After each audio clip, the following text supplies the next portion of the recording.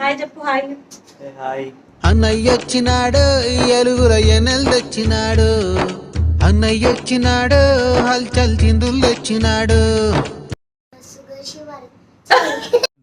Sir ఏంటి sir అది? Sugar వచ్చింది, సిరప్ అందులో తెలిపింది. ఇంత పెద్ద మాట అన్నాడు సార్ ఆడు. బానే వేస్తుంది, బానే వేస్తున్నావు. బల్లిగుడ్లు అంట బాగా వేస్తుందంట.